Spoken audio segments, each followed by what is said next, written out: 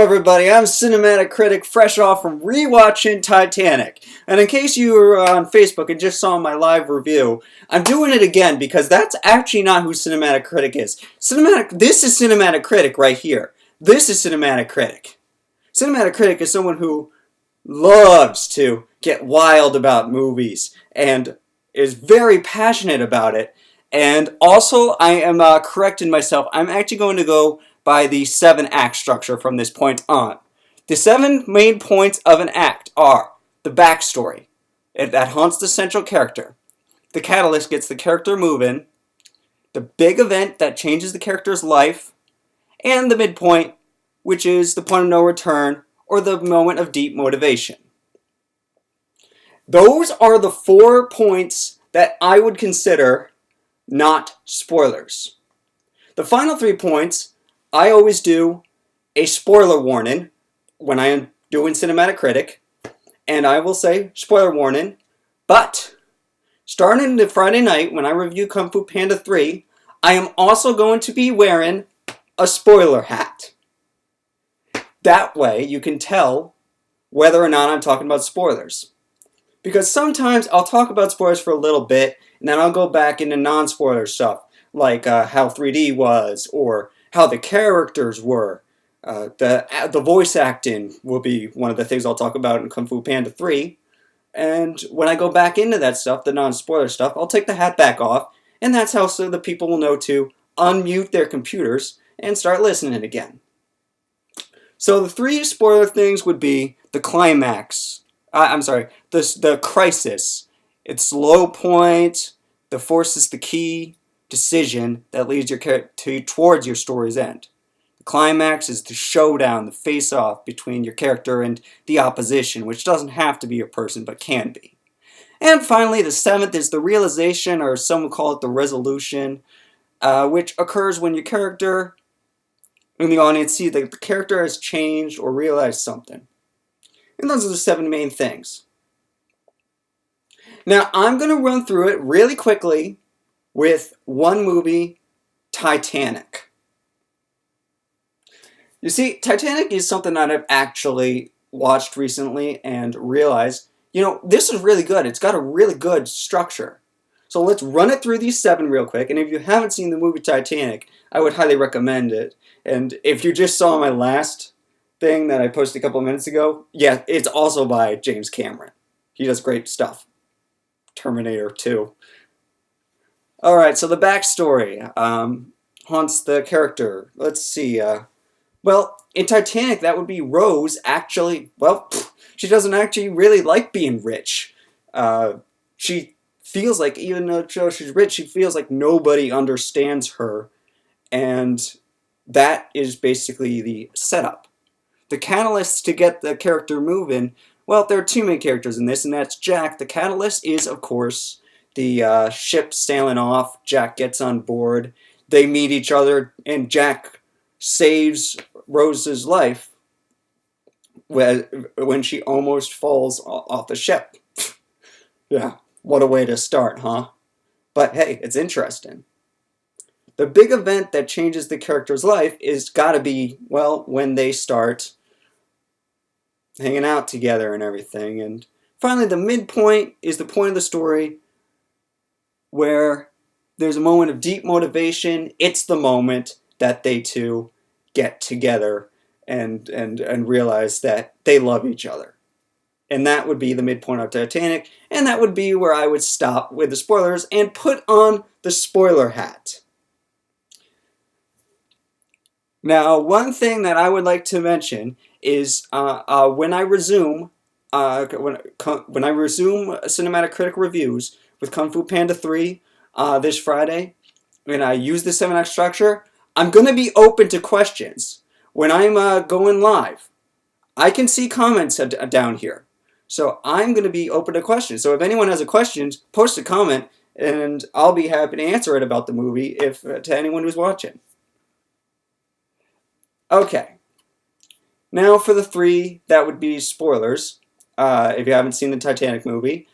If you haven't seen the Titanic movie, the movie Titanic, here's your spoiler warning.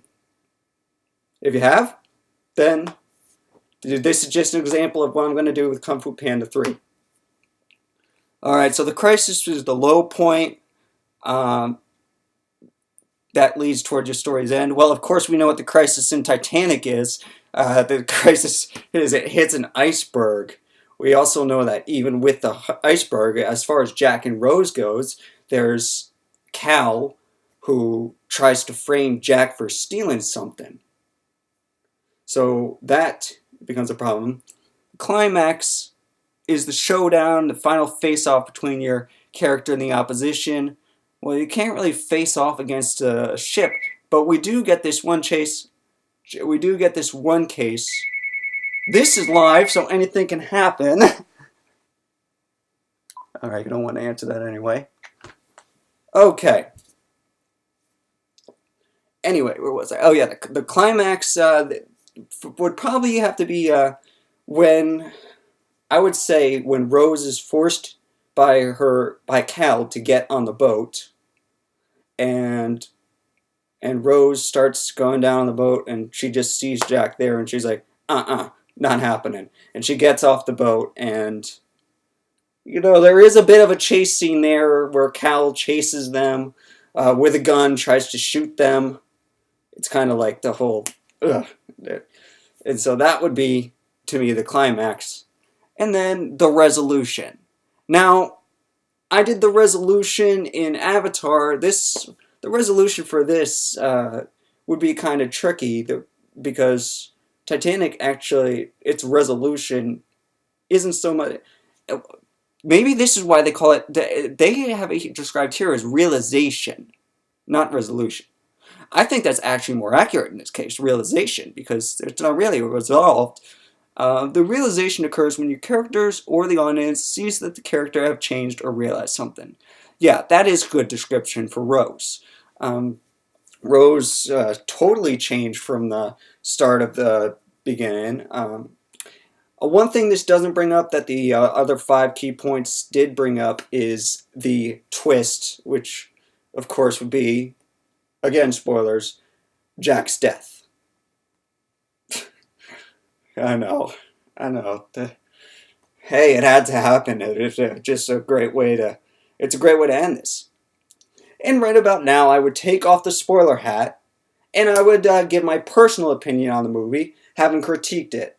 I would talk about the characters, about how I loved Jack and Rose, and even how Cal's character was good. I would also say that I have a problem with some of the characters, like I maybe didn't like the acting of the captain, or I didn't like Mr. Ismay, or Mr. Andrews was okay. And I would say stuff like that about the characters. Like I said, my own personal opinion, I love Titanic. One of my favorite movies. I own it on 3D Blu-ray. Speaking of 3D, if it's 3D, I'll judge the 3D. Not really fit. Well, I saw it in IMAX, and when I saw it in IMAX, the 3D was meh at best. So if you're thinking about buying the 3D Blu-ray, just buy it the normal Blu-ray, or rent it to make sure you like the movie first if you haven't seen the movie.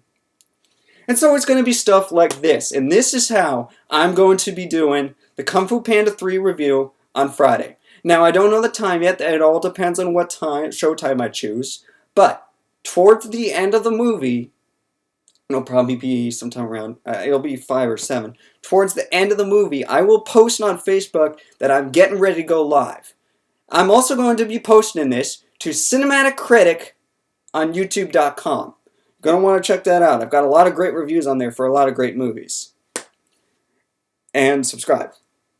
And this is also going up on, this very same video is going to go up on CinematicCritic, my YouTube profile, to let them know that I will be going live with my review.